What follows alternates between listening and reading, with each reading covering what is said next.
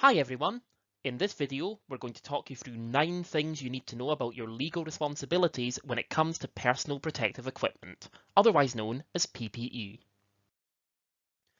The use of PPE is covered by the Personal Protective Equipment at Work Regulations 1992. Although PPE should never be your first solution to a risk, it plays an important role in protecting employees from potentially life-threatening accidents. And with possibly unlimited fines available if you're found guilty of improper PPE, it's not a health and safety area you'll want to take lightly. So, in this presentation, we'll be talking you through 9 of your legal responsibilities to meet the requirements of the regulations. Let's get stuck in. As we just briefly touched on, PPE, like signage, should only be used as a last resort. You should try to completely remove, automate, or control any risks in the first instance, and then use PPE to reduce any residual risks. For example, if you're supplying employees with PPE in the form of noise-cancelling earplugs, is there a way to reduce noise levels from the root cause that removes the need for earplugs? You can't expect employees to finance any personal protective equipment themselves. This includes agency workers who are classed as an employee. If it's needed to safely perform their role, you must foot the bill, whatever the cost.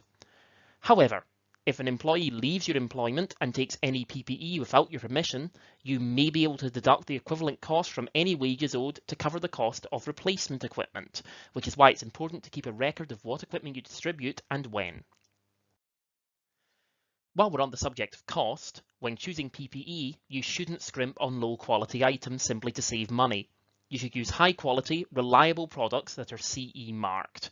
This will ensure your equipment is up to the standards set out in the Personal Protective Equipment Regulations. This ensures the PPE has been through vigorous industry testing and is appropriate for the job. It's not enough to simply provide employees with PPE. You need to let them know why it's needed. Often, this will increase uptake if they understand the benefits and risks involved. In addition, you need to train them on how to properly use it, inform them of any limitations, let them know how and where to check for any faults, and give them a reporting process to follow if they do find any faults. Some PPE, like equipment used for respiratory protection, may require you to provide formal training to employees too. Your reporting processes should be clearly communicated and understood to ensure employees aren't deterred from or delayed in coming forward. Remember, prevention is better than cure. If any equipment, materials, or processes change, you must reassess the impact this will have on any of your PPE and how it's used. If you didn't previously have PPE in place, will this change mean you need to introduce it? Or, if you already had PPE in place, will it result in any changes needing to be made? Any and all PPE must be stored in a suitable location. By this, we mean somewhere that's dry and clean at the very least. If you have any small items, like earplugs for example, store them in a small box or case to prevent them collecting dirt or dust.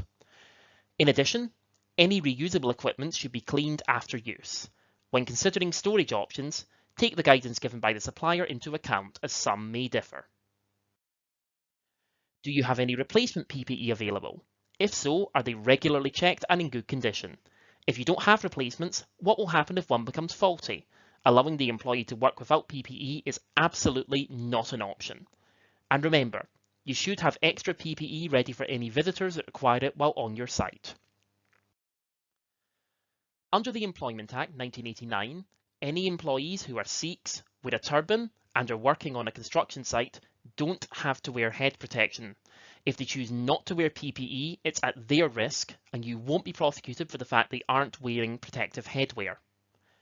Have a strict no exemption stance. Don't let employees get away with not wearing the appropriate PPE just because the job won't take long. It only takes a second for a potentially life-threatening accident to happen. And remember, these are just 9 areas you need to be aware of. It's by no means an exhaustive list. For an in-depth understanding of your PPE responsibilities, get in touch with our health and safety experts on 0345 844 1111.